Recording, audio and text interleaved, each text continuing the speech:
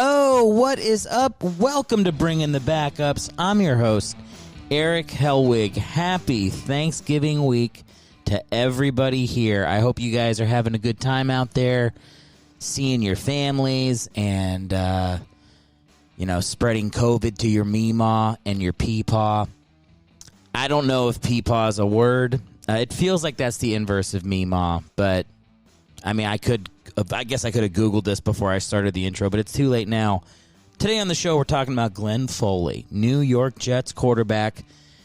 Glenn Foley, and my man, he had a great career. You know, anybody in the NFL, I guess, has a good career, but really the point of this is to provide some solace to Jets fans right now. I mean, you guys are just going through it. I do hope you get Trevor Lawrence. Obviously, you have a dog shit team right now, but maybe he pulls it out for you in the coming years. But, Godspeed to our Jets fans out there. Thanks for being with us. Our guest on the show, a Jets fan, Gary Denoia, my friend, a very funny comedian from New York. We'll get to him later.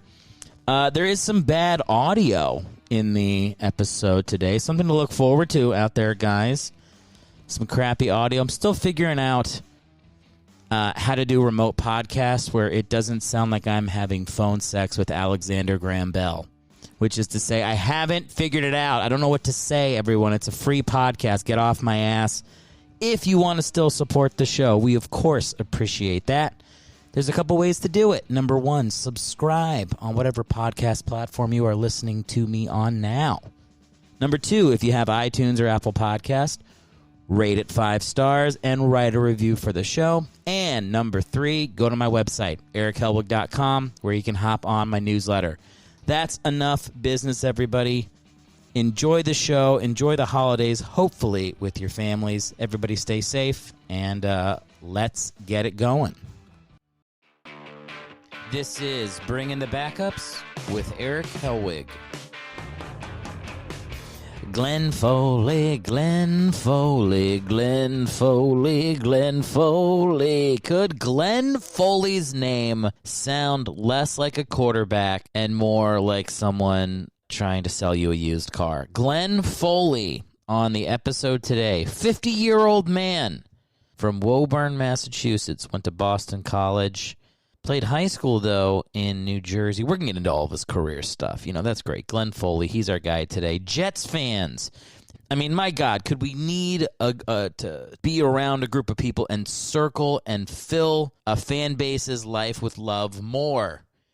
Woo! Holy shit, you guys suck. So we're going to give you some positive Glenn Foley action today on the podcast. Also, a little bit later, my buddy Gary Denoia is our guest. Very funny comedian. You can check out all of his work on Instagram at his on his page at Paradenoia, Paradenoia, Paradenoia. But we'll do all the proper intro stuff later. Let's get to my life for a little bit. I know I told you guys I was in the Outer Banks last time I recorded, and I was like, I'll be in my father's basement for the next episode. But change of plans. Now I'm in a family member's living room in Long Island, New York. See, what's happening is the wife and I, we're just trying to see everybody, and all the, pandemic, COVID stuff, all those things are changing, like the protocol to go see people. So we're just like kind of playing it by ear. So I have no idea where I will be the next time I record this podcast. I could be anywhere in the world. Where in the world is the guy that hosts a shitty podcast? I could be anywhere. Let me think. If I record this in 2 weeks, where would I be? I could be in Massachusetts. That's possible. I might be in Virginia. I could be in Maryland. I don't know. There's a lot of places. I mean, all of our family is scattered to the wind, but the winds have stayed on the East Coast, basically. So we got a lot of states to cover here. So, yeah, we're just a moving... We're just a partridge family. Me, my wife, and my dog, who's sleeping through this podcast right now. He's on the couch. I don't know if he's allowed to be on the couch in this house, though. The thing about my dog, he's so cute. People are like, yeah, no dogs on the couch. And then he hops up on the couch and licks their face. And they're like, all right, well, let him. He's good like that. He's a big-headed pit bull. You guys know him. Gordon's the name. Look, 3 minutes for me to talk about the fucking dog. Jeez. I'm becoming one of those people that won't shut up about their dog. Hopefully I'm just getting it out now, so by the time I have a kid, I won't give as much of a shit and I won't annoy people. So I'll annoy you with the dog, and I'll let it lie with the kid when that happens. If that happens. When? Come on, let's get real. Gonna have a kid. What? This is America! Gonna have some kids. 7 minimum. Can my wife hear this? She wouldn't like hearing that. All right. Let's get into it. I have celiac disease. Woo, woo. Found that out. Celiac disease. Put your hands in the air if you can't eat bread. I have celiac disease. It sucks. Just found out. You guys know celiac disease, right? That's like where you have to have the gluten-free diet. But that's, of course, not the professional way to say it, the medical way. Celiac disease, to my experience, is an immune disorder where your friends call you gay for eating salad at a bachelor party. So that's what I have. I have all your friends call you a pussy when they see you drinking White Claw on a Zoom poker night. Playing Zoom poker with my friends, everybody's drinking beer, and somebody goes, Eric, what are you drinking? Like they saw the can, and I really, because I was up in the game, I had the urge to just leave the call. Like I knew what was coming. I'm like, White Claw. So, they bro out for 20 minutes on me drinking White Claw, and then I'm like, yeah, I have celiac disease, motherfuckers. And then all of a sudden, it's not so funny. Yeah, all of a sudden, me having a delicious pineapple White Claw makes a little more sense. And yes, I could have drank whiskey, but I'm new to this, all right? So I'm trying the new stuff. That's how I've been coping. Because here's the deal. Like, they literally told me I have celiac disease as I'm leaving. As I'm leaving to go across the country. And they're like, don't stop eating gluten because you need to come back. We have to, do that thing where I don't know, people have told me, they put, a ring gag in your mouth and they knock you out and they put something through your throat all the way down to your intestine and give you, a biopsy. And then you wake up from it later. So I have to have that procedure done at some point, which sounds horrible. But until they do that, they don't want me to completely stop eating gluten because they want to see what my stomach looks like when I'm on a gluten diet. So they were like, enjoy your gluten while you're home. A last hurrah. One last time with pizza. That's what I do. I sing One Last Time from Hamilton every time I eat a fucking bagel now. One last time. As I'm smearing cream cheese on an everything egg bagel. Come on. Have a bagel with me one last time. Bunch of liberals crying as Obama watches with a tear in his eye. That's how I've been eating all of my carbs and wheat. What is it? Wheat and barley. I don't even know what gluten is. I thought it was fake. I thought it was a thing that actors do in Hollywood when they have to be shirtless on camera. They go gluten-free. Okay, I didn't realize spaghetti can kill you, all right? But apparently it's killing me, and I have to never eat it again. Although I will say the first thing I did when I found out I have celiac disease, I Googled cures for celiac disease. They're in phase 3 of a lactate pill, but it would be for celiac disease. So I think at some point in my life, after January, where I have to fully go gluten-free, I think at some point I'll have pizza again. I mean, I guess I can have gluten-free pizza or whatever, and I live in L.A. where when I'm there, half the food is gluten-free just for the fat of it. But who knows? Oops, someone's calling. It's my doctor. She's like, stop talking shit about gluten. Knock it off. This is serious stuff. That phone's going to ring, by the way, to the extent to which they have the answering machine here set, because the person who owns his house is not here. That's why I'm doing the podcast now, because I have an hour. So no one's going to pick it up. No, my wife's not going to pick up a phone ringing in a house that's not hers. So it's just going to go and go and go. This is part of the problem of not having a home base when you're doing a podcast. I'm literally recording my podcast for the last 2 weeks like I'm in the Vietnam War. I'm just in trenches, radioing back we need air support. That's how I've been doing this. Oh my God, is the answering machine even set up? I might have to. Hang on, guys. Hey, Liz. All right, I think we're good. I don't even know if you guys could hear the phone ringing. You might not even be able to hear it. So you literally think I'm going crazy, but I swear to God there was a phone ringing if it's not getting picked up by the mic. Anyway, look, we got to get into Glenn Foley here. I've been babbling about celiac disease for far too long. But before we get to Glenn Foley, something I want to talk about, all right? You know, we're away from home right now. And a lot of these quarterbacks. I hate doing intros to the bits that I've already done. Okay, you guys know the bit. It's Letters Home from the Bench. Just listen to it and enjoy it, all right? Bring in the Backups presents Letters Home from the Bench. September 30th, 2010. A.J. Feely writes, Dearest Therese, I commit to paper, to you, my fears on the eve of battle with the devilish buccaneers from the bay waters of Tampa. I will not obstruct the truth of my innermost consternation. Our starting quarterback, Samuel Joseph Bradford, has the resiliency of an overripened, rotten Georgia peach. Should he fall, 'twill be I that must engage in Donnybrook with the Tampa Bay Cover 2 defense, which shows no goodwill to men like myself. Tomorrow makes me in remembrance think of Lofa Tatupa, shepherding me to his woodshed. Know that this expression of qualm will not mark me a deserter, nay, it is an exorcism of dread, and a means to conquer trepidation so I can serve my men on the field.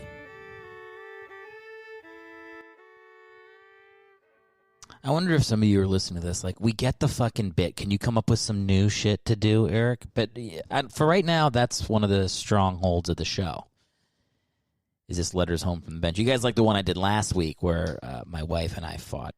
Know when to Holcomb. Episode 5. Head on back when you're done with this episode. Don't pay attention to your family, your wife, your kids. Listen to my podcast. Get all of them out of the way. There's only 6.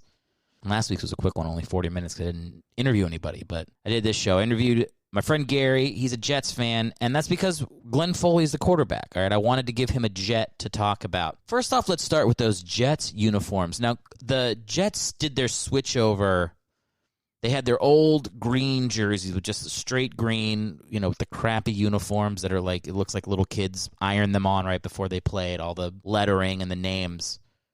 And then they switched to like dark green, which I hated during Foley's time. So half of his career highlights are going to be in the new, quote unquote, the newer Jets uniforms that came out in 97 or 98, I believe.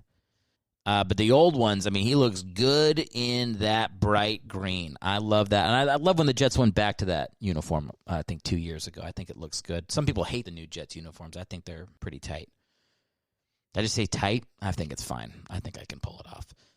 Yeah, but the Glenn Foley era of football with the Jets, he was there for 94 to 98. He was a 7th-round pick out of Boston College. I did watch some of Foley's Boston College stuff. Had a huge upset of Notre Dame at Notre Dame with the Boston College Eagles. I love it.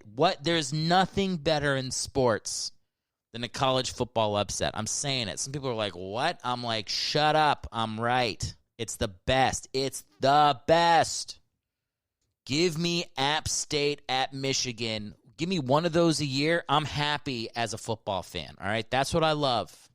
The underdog wins. So Glenn Foley delivered that in 1993 for the Boston College Eagles. Good for them. Good for him. Still got drafted in the 7th round, which means, you know, he's a noodle-armed son of a bitch. But he still got in the NFL. I'll give you his career stats right now. He's 12 touchdowns, 16 interceptions for 2,469 yards and a sweet passer rating of 67.2. So getting in there. This is all usually I'm kind of like I will read stats of a quarterback and then try to remember them later on. But I'm reading this straight off the Wikipedia, so you know it's reliable. Actually, you don't know it's reliable because Wikipedia is not reliable at all. I know it's not reliable because I edit Wikipedia pages all the time.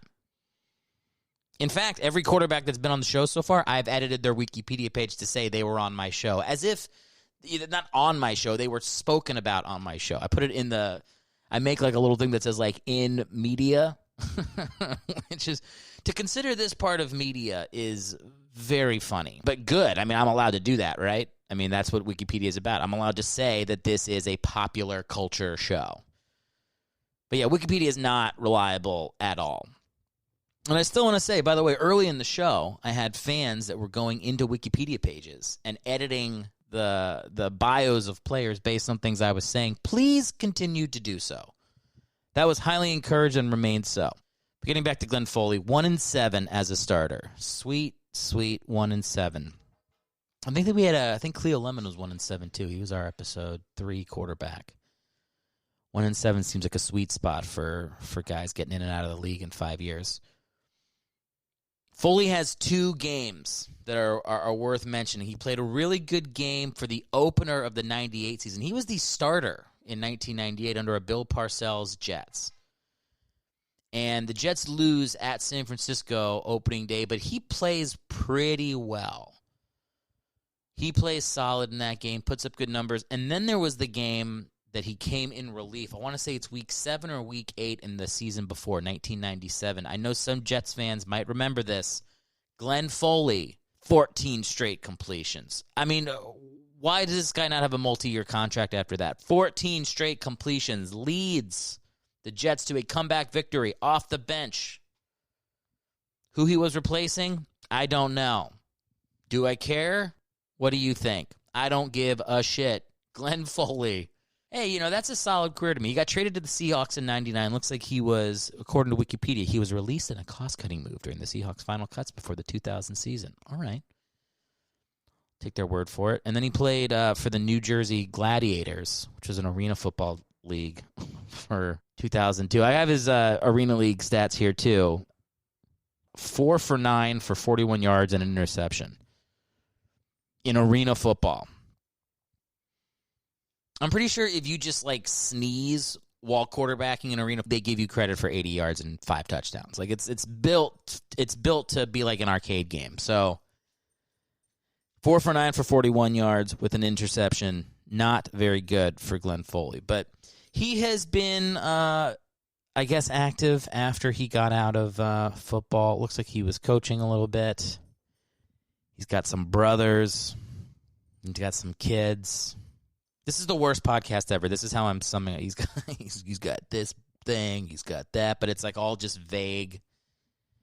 I don't know. Go to the Wikipedia page yourself. You'll see it. My guest, I've already done the interview with Gary. I just completed it. Now I'm doing this part. But he will mention later on he thinks Glenn Foley has CTE, which is, at this point, I mean, I'm 6 episodes in. It's just, let's just say it's safe to say everybody I talk about on this podcast suffering from CTE. That's pretty much, if there's one thing that this podcast is, it's kind of funny and totally revealing of how fucked up the NFL policy is on just kind of cutting players loose after they're all messed up. So yeah, full endorsement here. When you step on a football field, it should be like the Army. They should just cover your benefits, after that. I think that's reasonable. They have enough money to do it. And by the way, if anybody comments that I'm comparing football to war, you can just go fuck yourself right now. That's not what I'm saying, all right? I'm saying football's harder. Come at me. I'm kidding. I shouldn't even have to say I'm kidding. I'm not. I'm serious. I meant it fully. 100%. Is my father here? My father would love that. 24 years in the Army. I'm sure he'd like to hear me jokingly suggest that throwing a 20-yard out route is the same thing as watching your friends die in a war. I'm sure he'd appreciate that level of comedy. I can't tell, based on this Wikipedia page, where Glenn Foley is, though. They're saying he's lived in Maryland, but then he has a job where he's in Pennsylvania at Valley Forge Military Academy. I don't know. It seems like, and he also worked for a radio station in Philly. So he sounds like a Jersey Philly guy to me. He literally sounds like one too, because you can look up some YouTube clips of him shitting on quarterbacks. And I say shitting on quarterbacks because usually when you hear ex-quarterbacks talking sports on people's shows and stuff. Like, they're kind of deferential, and they're like, it's a tough game. I saw Brett Favre talking about Carson Wentz, and he's like, I'm going to put it on. I'm going to say that it's like the personnel, and, they're struggling to mesh right now. Like they never want to go too hard because they're looking for that broadcaster job. Glenn Foley is barking fire when he criticizes quarterbacks. I'm not kidding. I saw him talk about Carson Wentz. He's like, this guy is a dipshit. This guy sucks. I hate him as a person. He's dumb. So is Doug Peterson. Fire them all. That's how he talks. He holds nothing back. Glenn Foley he's the fire starter. Remember that song? I'm not going to sing it. I will. I am the fire starter. I don't know what that's in. It's probably like got a deep meaning that I don't understand because that song was around when I was 9. Yeah, but Foley pulls no punches. All right, we're at the time in the show where I'm going to play another bit. And like I said, I'm done trying to intro these bits naturally. I'm not doing it anymore, okay? It's just, I almost wanted to interrupt my train of thought. But I won't do that this time. I'm just going to straight up play it. So enjoy the pre-planned bit. Welcome back for another edition of On This Day in Backup History.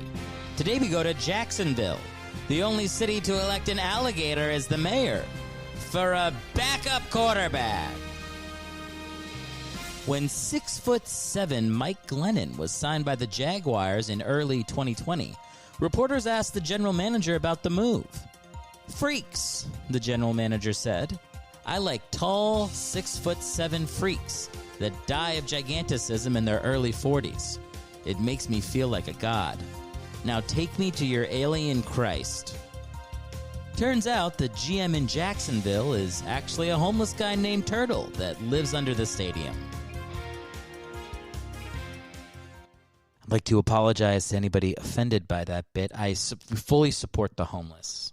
I think we should give LA to the homeless. That would be my next policy proposal. If I was in charge of LA, I would say Burbank is now just a homeless city. And if you have a home, I would arm the homeless and say, have at it.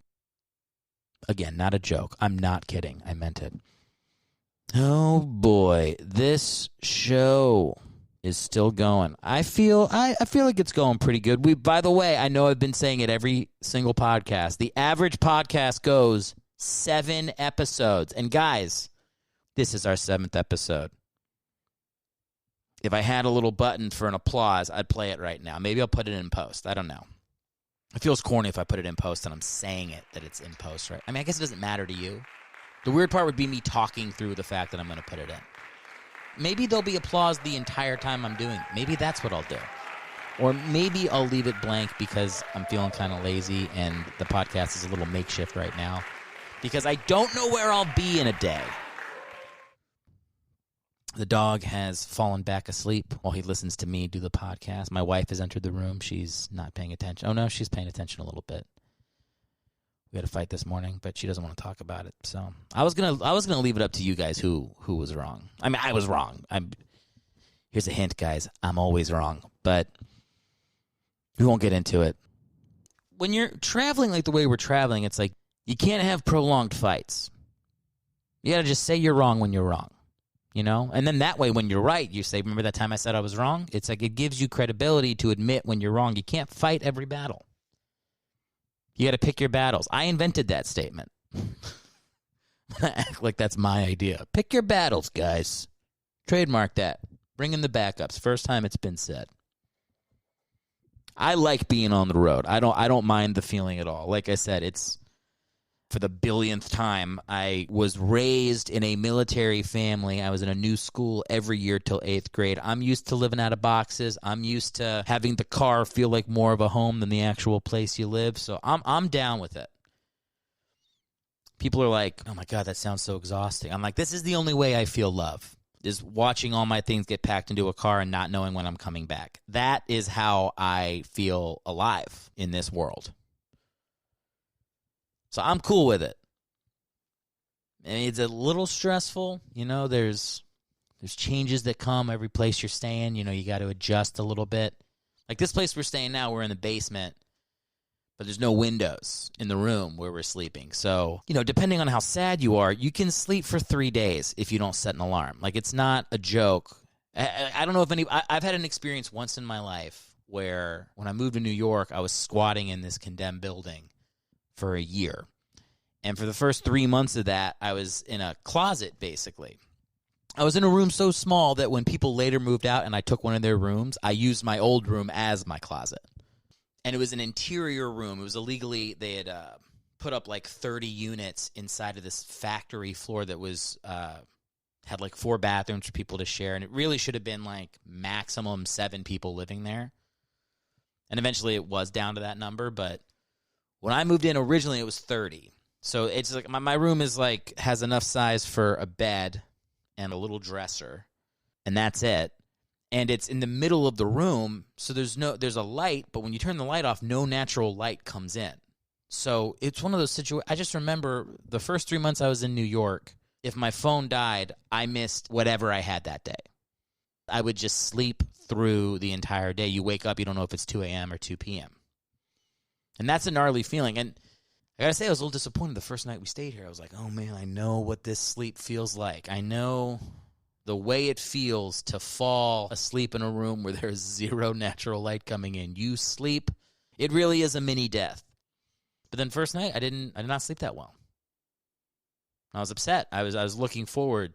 It's a helplessness to fall asleep in a darkness that dark. It's like I understand why some people can't come until they're getting choked out. Like, it's really a feeling of you give yourself over to the night. We've had a lot of fun on episode 6 right now. I want to get to that interview. But before I do, I am going to intro this new bit. And I know I said I was done introing new bits, but everything I say on this podcast is licensed to change within the next 5 minutes I'm speaking. I have been telling you guys to go to my website, to write reviews for the podcast, to subscribe to my newsletter, all the things you can do to help this baby grow.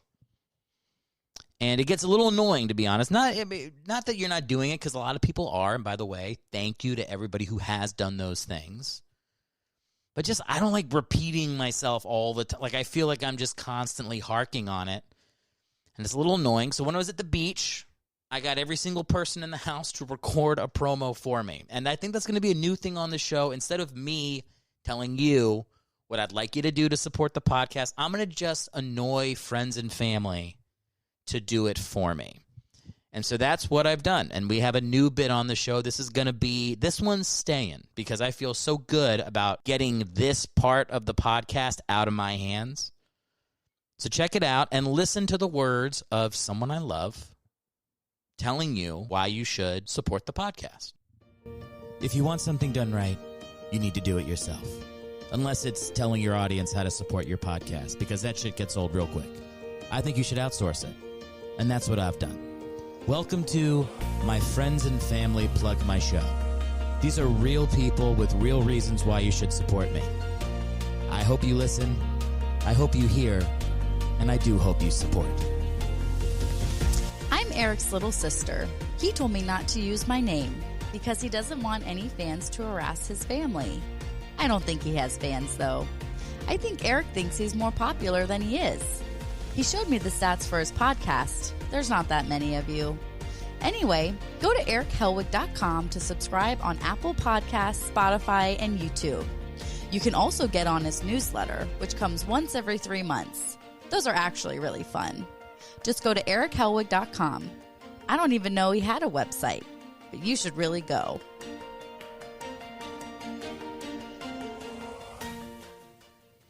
You know what's funny is as I was letting that play, I was looking at the references on Wikipedia, and one of the articles says, former Jets quarterback Glenn Foley is back from the darkness. Isn't that weird? Like, I just spent 5 minutes talking about the darkness.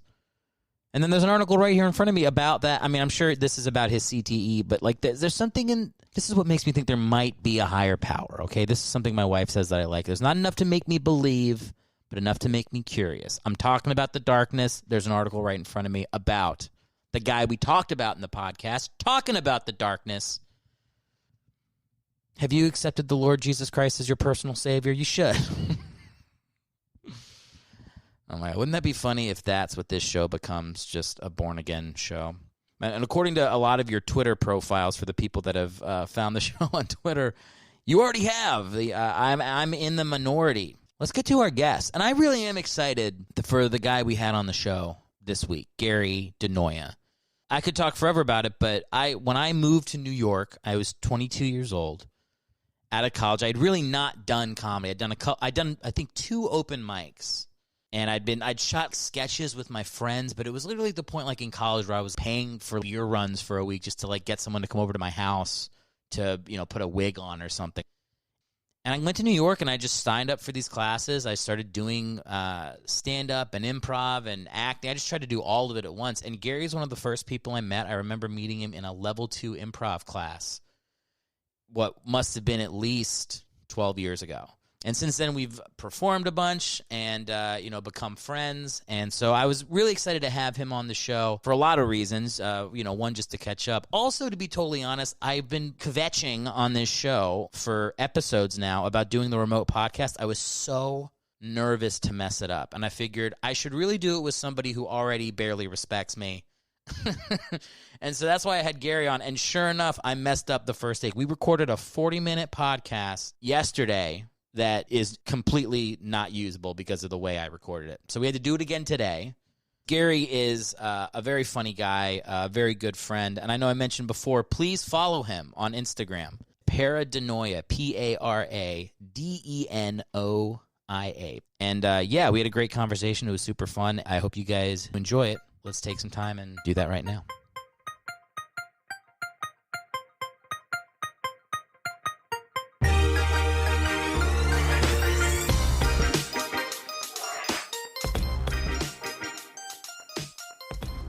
Some people were saying Carson Wentz has the yips right now, which I don't think is true.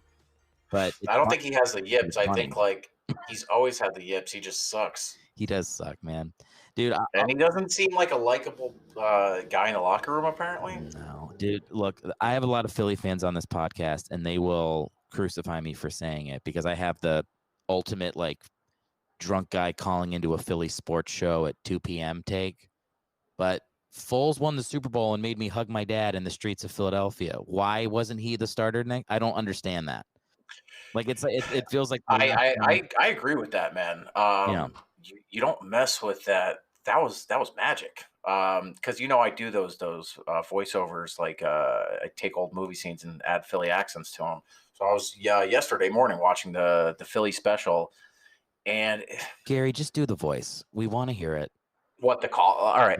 Hey, Eric, what's going on? My name is Mark. I am from Fishtown. Don't hold it against me, you cocksucker. So I'm just calling in to talk about Glenn Foley, if you don't mind. Is that cool?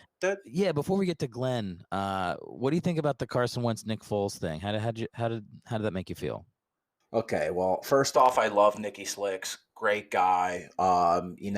Nick was my John. He was a good dude. Carson Wentz, I don't know. He's from Montana. He likes to haunt. I think he's personally, I don't think he's ever eaten a fucking cheesesteak in his life. If it wasn't a deer cheesesteak, There's I might have told this on the podcast before, so forgive me, listeners, if you're hearing this a second time. But when I was watching the Super Bowl, Nick Foles' nickname in Philly, right? Big Dick Nick. Had you heard that? No. Okay. Is it really Big Dick Nick? That's what we've been calling him since the Super Bowl run. So, or I should say, leading up to the Super Bowl. And then in the Super Bowl, I think it was Al Michaels goes, it's me, my dad, my brother, and my sister in a Philly bar. We drove up to Philly to watch the Super Bowl. I remember seeing pictures. Yeah, it was awesome. Then Al Michaels goes, they have a nickname for him in Philly. They call him Big Game Nick. And the whole bar starts to boo and chant Big Dick Nick. But I was like, why even bother sanitizing it just don't lie. I mean, I would just love to sit with Eagles fans during a Dallas Eagles game with Troy Aikman calling, because he's a homer, so he's always favoring the Cowboys when he's calling plays. But between him and Joe Buck, the stuff they would have to say would probably be hysterical. Just being in the living room with these people, dude. The first episode of my podcast, I'm talking about my dad taking me to games in Philly. So we were reminiscing about some of the experiences. And this is when I was like 7 or 8 years old, when you could get like a $5 ticket for the 700 section with the yellow seats. And my dad used to, I mean, he'd go, when you get a ticket to a Philly game, you get the game you paid for, but if you sit high enough, you also get boxing and wrestling in your ticket because there's always fights. It's true. Didn't it just when they just started you go. letting, like at Lincoln Financial, didn't they just start letting people in? Especially, it's scary now because with social distancing, they're letting less people in, so there's less people to separate everyone when they're fighting. So these, for the most part, people are just watching this fight happen because nobody wants to get too close. It's like a real legit experience to go to a game in Philly, and I wish I could give people the experience of going there as a kid. There was just nothing that compares mid to late 90s Eagles or Phillies games. The stuff you heard, it's a good city to come out and be a comedian from, because it's abusive. And like abuse does make good comics, I feel like. I know that's a weird take to have, but so much of my angst, I think, comes from watching grown men beat the shit out of each other in front of me and my father laughing. Maniacal laughter. Well, it's funny you mention abuse because, as a Jets fan, we're talking about Glenn Foley today. At least you had some of these experiences. As a Jets fan, the games that I go to, I'm usually gone before the fourth quarter. This is one of the great things about, again, Philly sports. We stay to boo our team. That really is a cathartic experience. I recommend it to all fan bases. I recommend it to you. Well, it's like, you're getting your money's worth. That old saying, like when an umpire gets ejected from a game, and like Piniella was always the king of that, tossing bases, kicking sand. It's like, all right, if you're gonna throw me out, I'm gonna at least make it worth my while. So I totally understand that. I can't and that's why I haven't been to a game in probably at least 5-6 years, because what you're saying, you used to get a ticket for $5. Now imagine if you had a family to go to a football game, how expensive it is when you count food, parking, everything into it. It's like you might as well go on vacation. And now with HD, like you can see the blades of grass on the field. So why would I go subject myself to that when I can be depressed from my couch? I just remembered a story. I don't think I've ever told it, but we have family in Boston that is very wealthy. And one time for my birthday. Why didn't you lead with that? I don't hear from them that often, but this was back in college. I got a call like 3 days before my birthday, which is October 14th. And that was the year the Yankees and the Red Sox were in the playoffs.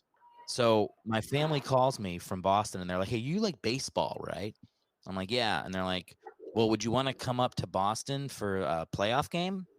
And I'm like, oh, wow. I'm like, the Yankees Red Sox game? Yeah. It's just, I don't know how I'm going to get up there. Like, I have a crappy car. It's, I'm in Southern Virginia. And they're like, we'll fly you up. And I was like, okay. And what they meant, and he actually, this is my uncle, flew a plane. Like, he had like a little tiny plane. He flew it down. I guess he was like, had just become a pilot and didn't tell anyone. Flew it down, picked me up in Newport News, flew me up to Boston. I don't remember what game it was, game 3 or 4, but it was the game where Pedro threw down Zimmer when he attacked him. Like the bull matador situation. Yes. Yeah. So talk about getting your money's worth. I remember because we walked down we had seats like up in the top, but we walked down just to kind of like walk around the promenade or whatever during the game. And we were down there in like whatever that was, the 7th inning, when like the whole fight happened. And I'm standing, like, so, there's like 30 rows of seats until me in the promenade, like pointing and yelling. But I watched the whole thing. Like, I watched Don Zimmer come out, get mad, and charge at Pedro. And I'm like, are you watching this? I remember, it was I can remember the move vividly. It was just like a swift, he like grabbed him by the head and like turned his body, and Zimmer gets up and he's so confused. He doesn't know what happens. That's when, for Yankees Red Sox games, they need someone like Jim Ross to call them, like wrestling announcers. Because like when he tossed him down and like Zimmer just looked like Mortal Kombat style, I just want to hear Jim Ross be like, oh, stop the damn match. He killed him. Pedro Martinez killed the old man. It's the same. It was the same feeling of like if you were at WrestleMania when Undertaker chokeslammed mankind through the cage. Like it was that Did you type say of man cage? man cage. Not a bad name. If he's gonna have a fourth character, he comes out as Man Cage would be a cool one. That's right. That would, yeah. Yeah, man, dude. And the move that Pedro made, it's like the only kind of martial arts that Steven Seagal does, where it's like you just like kind of like move people. That's true. You just like Steven Seagal would always like slow motion, just catch the fist and like move it. And the guy would wind up like driving his fist into a wall or something. Oh my god! Have you watched any of the like new Steven Seagal movies like in the last 8 years? They're out there. I do see them popping up on Netflix. They're so bad. It's hilarious, man. But his martial arts are not real. I mean, I guess it's a real type of martial art, but it's so specific. It's like this is a martial art used in the 14th century to disarm Japanese swordsmen. And that's true. Like the one thing he learned, he made a career out of it. But watching it now with like a 70-year-old obese man like moving people's fists still in these movies. I mean, it's hilarious, dude. I just kind of want to see him now. I want to see a movie where like the thing he fights is just the common cold, and it's just him getting out of bed. I don't know, that could be funny. When you watch, like, I'll watch Jackie Chan movies and be amazed. The stuff that he does in his movies. Like, you remember that one? I can't remember which one it is, but there's like the one where he's fighting in the ladder and he's jumping in and out of the ladder. I think either Rush Hour or Rumble. And if you watch that and then just watch any Steven Seagal movie, you're like, oh my god, dude, what were we thinking? And it's like, he had the typical look of like an 80s 90s movie villain with the ponytail, but he was a good guy, and I think that's. I like imagine being a PA on set, just just being in his presence. It would be really, or watching him eat. He's supposed to be a real piece of shit in real life too. So, speaking of pieces of shit, Glenn how Foley? about them Jets? Yeah, Glenn Foley. Well, so how much research did you do? We should mention to the audience that this is our second take. I feel like it's fair to let them know. We were definitely like two moms trying to figure it out. Like, can you hear me? Can I hear you? Yeah, dude, it's humiliating. That's the reason I did my first remote podcast with you, because we're friends and have been friends for a long time. Is I do feel humiliated that the first take didn't go, but because you've been humiliated in front of me many times and vice versa, it's just another in the long line of humiliations. Yeah, I mean that message came quick after I sent you everything, and yeah, it's like a circle of humiliation, which would also be a good name for Mankind, maybe a fifth character. Dude, by the time this podcast is over, he's gonna have a treasure trove of new names. Glenn Foley, that's what I wanted to ask you. You did some research on our man Glenn. What did you find? Well, firstly, he is a South Jersey guy. Hell yeah. Cherry Hill. Hell yeah. So like definitely like close to Philly. When you watch him talk now, he definitely does have that Philly thing to him. But 7th round pick, and like he got drafted, like he got to play for Richie Kotite when they were terrible, yeah, and then he was there for when Parcells took over. So it wasn't like, and he had a good offense. It just when he got drafted, Boomer Esiason was still playing, so he had to kind of wait his turn, and then. I mean, he only had 8 career starts, but season of 98, he started. And if you watch the highlights, I like that most of his career highlights are just like it's half of that game. And then one other game where he threw like 14 completions in a row. But he threw for like 400 yards on that opening day. And then he got hurt and Testaverde took over, and then that was that. So there's two games. There's the season opener against the 49ers that the Jets lost that he played well in. And then there's the game he came in relief the season prior. So the 97 season, he relieved whoever the quarterback was and threw 14 straight completions and came back against the Patriots. Parcells came in 98, right? Do I have that right? No, 97, because they went 1-15 or something, or 96 maybe, because they got Keyshawn. Oh, maybe like 97 was his first year. They went 1-15, and then they got Keyshawn that draft, I think, because he was the number 1 overall pick. Yeah.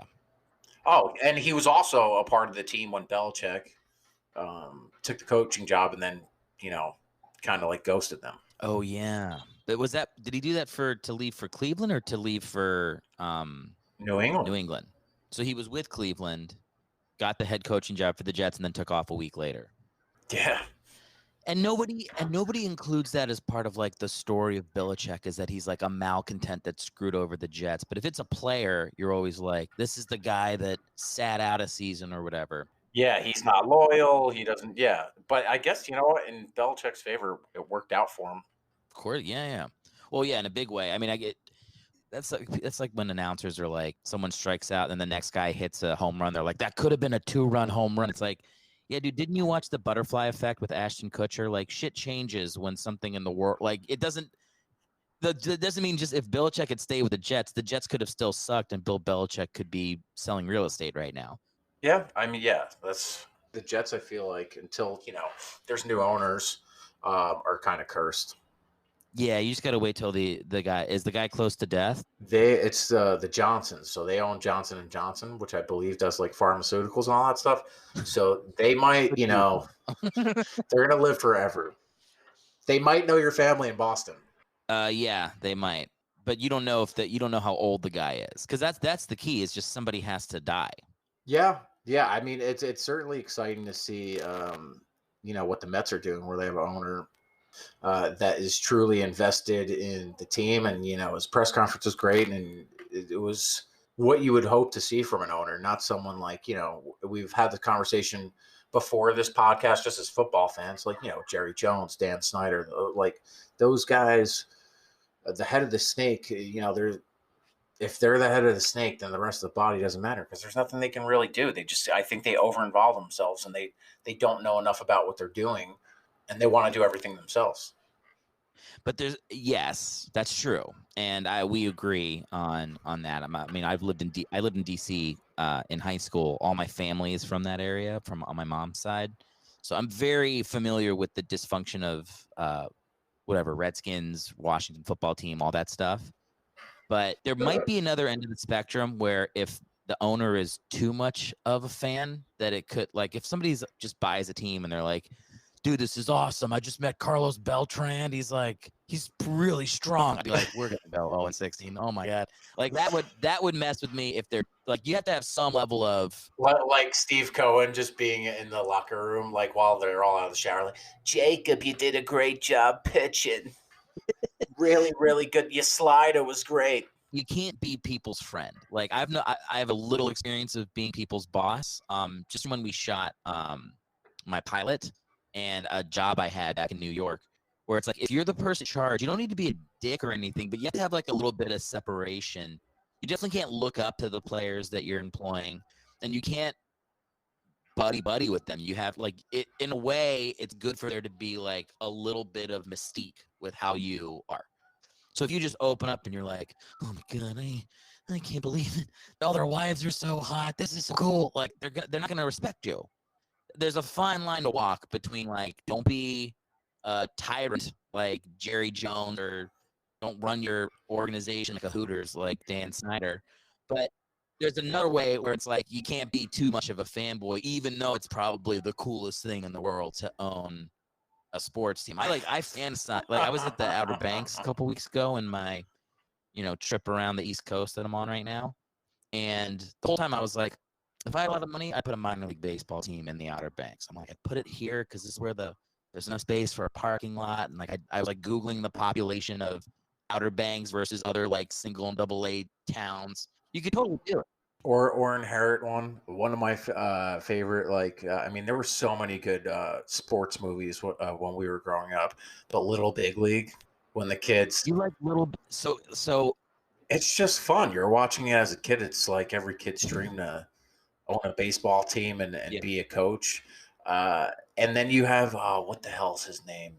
The guy with the red hair. Oh, Timothy something. The guy that plays Lou Collins, the first baseman that's dating his mom. Yeah, Timothy Busfield. There you go. I thought. I mean, if you compare it to Rookie of the Year and other baseball movies, it's definitely not on that tier, but it's still very enjoyable. know who directed Rookie of the Year? Daniel fucking Stern, baby. Hell yeah. And he's so good in that role. It's like he steals every scene that he's in as Rigma, that crazy pitching coach. I will agree with you that they're like I said, completely different tiers. I mean, you can't compete with the trope of like, well, I guess they did it in Little Big League too, right? The aging superstar. Actually, and then both of them wind up fucking the mom. Yeah, that's true. Yeah. Although I think it's also, come on, dude. The aging superstar in Rookie of the Year is Gary Busey. How funny is it to watch Gary Busey be like the love interest in a movie? It's dude, Rookie of the Year is a full bringing the backups gives its audience a full recommend for a Rookie of the Year rewatch. You're gonna love it. And that's when he started started getting crazy. So I probably imagine that he really thought, sorry, there's street sweeping going on in my corner. Let me interrupt you for a second. This is something I've noticed when I talk to my friends from New York, because my family used to call me when I lived in New York, and they would be like, "What the hell is going on behind you?" I'd be like, "Oh, whatever. It's fine. I'm sure you can hear me." Now when I call my friends in New York, it sounds like two Transformers fisting each other.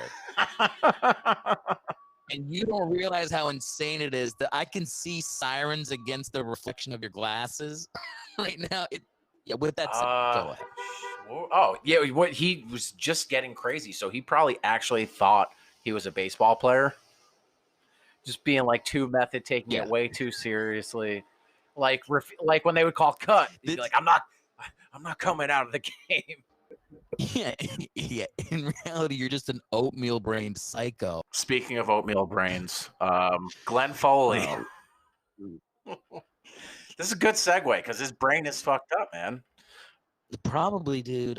And rule of threes. That's the last segue. No, but it's he was one of the players that like hundreds, like in the early 2000s, maybe mid 2000s, that sued the NFL for negligence, and I think his wife or ex-wife, like apparently, like once he like had all these head injuries, like it ruined his marriage, and his wife would say that I would send him to the grocery store with a grocery list, and he couldn't find the list. He didn't know what to get. He didn't even know that he was at the grocery store. But if you watch him now, which we both have watched his YouTube videos, he looks like he's doing a little better. I hope, man. I hope he does a lot of like YouTube videos ripping into current NFL quarterbacks. When I watch Glenn Foley, he goes so hard into the paint. All right, can we play a little game? Sure, let's play a game. All right, I'll just give you a quarterback, or I'll give you someone to talk about as Glenn Foley. Okay. All right. Glenn, what do you think of Sam Darnold? Sam Darnold's a piece of shit, all right? They should gut him and disembowel him like Mel Gibson in Braveheart. He can't read a 5-yard out. 0-11, no excuses. Suck it. That's literally how he analyzes quarterbacks now. That's pretty accurate. It's pretty accurate. Hi. You may be wondering why I'm interrupting my own podcast to speak over an ambient, meditative soundscape. It's because I'm losing my shit right now. And this is the only way I won't freak out. The fucking internet just went out in the middle of my interview with Gary Denoia. And while he's doing a great job on the podcast and has been a fantastic guest, I believe the technical difficulties on this episode make it nearly unlistenable. But there's nothing I can do about that now. All I can do now is breathe. In and out. I called my brother to let him know how frustrated I was, and he let me know Joe Rogan uses the same recording equipment that I do for a remote podcast. And I was like, well, Joe Rogan just got $100 million from Spotify, and all he has to do is pretend like Milo wasn't on his show. I'm doing this by myself. Thanks, dude.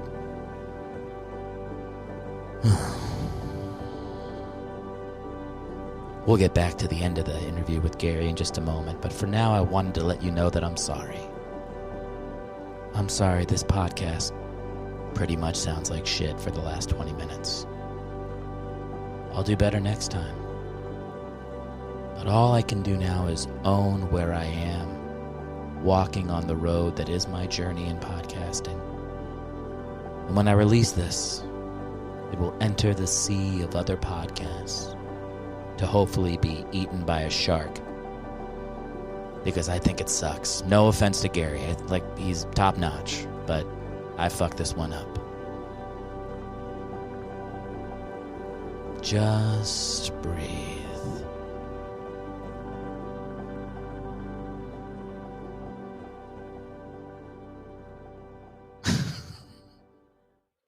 Eric, this is probably the most challenging podcast, just like being an NFL quarterback. We've had some ups, we've had some downs. No, this is what happened. Tell the audience what happened, Gary. We recorded a podcast yesterday for 45 minutes that isn't usable. I called you back to re-record it today. The internet crapped out. I called you back a third time. We talked for 10 minutes just now, and I didn't hit the record button. And now I've hit record, and we're signing off. Let the audience know, because some of these people out there are thinking about starting a podcast. Let me give you some advice. Don't. Career-wise, humiliating experience for me. Well, Eric, I think that embodies the spirit of the podcast and backup quarterbacks. Like, you can't give up. One day, the other backup quarterback podcasts are going to get injured. And then you will ascend to the ranks and reign supreme. Stop trying to be inspirational, all right? The podcast sucks, and the people that listen to it know that it sucks, all right? So let's just get out of here. Gary, thank you for being on the show, man. Anything you want to tell the people about the work you're doing right now, where they can find you? I just do characters, impressions, videos every day on Instagram at Denoia. That's it. Dude, this was fun, man. No matter what happens, we got to talk to each other 2 days in a row. I don't think that's happened since our improv days. It probably hasn't, man. I like that we still worked in the fact that we did improv for 10 years at the very end. We'll sign off on the fact that we both wasted our 20s getting really good at Zip Zap Zop. All right. Yeah, that's a good way to end it. Dude, I got to say one more thing. I know I said this on the first take, but you said you watched The Vow, right? Yes. Okay, so The Vow is, I've been talking about this on every episode of my podcast, where they brand the pussies of women. Okay, it's a horrible cult, blah, blah, blah. But there's a clip in The Vow where someone is, or no, it's in Seduced. So another thing that's about the same cult, this show called Seduced on HBO. There's a clip in there where they are literally talking about branding women, and a woman is describing what it's like to have that happen to her. And then the B-roll footage is the cult playing Zip Zap Zop. That's a real thing. I'm not making that up. It 100% is in the show. It's in episode 2. Maybe instead of Zip Zap Zop, it's like burn ice. Like with the fucking soldering iron. That's, oh man. How does that make you feel as an improv veteran? I think improv is a cult, so it seems very reasonable that this would be a thing. I just hope that, they took it as seriously as we did when we were zip zapping and zopping. I want to say this too. Improv is a cult, except for all my listeners who are listening because they knew me from improv or were my students. For you guys, not you, but everybody else, you're in a cult. With that, Gary, thanks for doing my show, man. I know this was not the smoothest of experiences, but yeah, like I said, it was good to just chat with you, and hopefully if I fuck up this take and we get another day to talk tomorrow. Yeah, I'm looking forward to it. I'm expecting a text message in like 20 minutes. Thanks for listening to the show. To hear more Bring in the Backups or help us grow, please subscribe on iTunes or Apple Podcasts and leave a written 5-star review. Or subscribe and hit the notification bell on YouTube. For info on the show or how to see Erick live, visit erickhellwig.com to hop on the newsletter.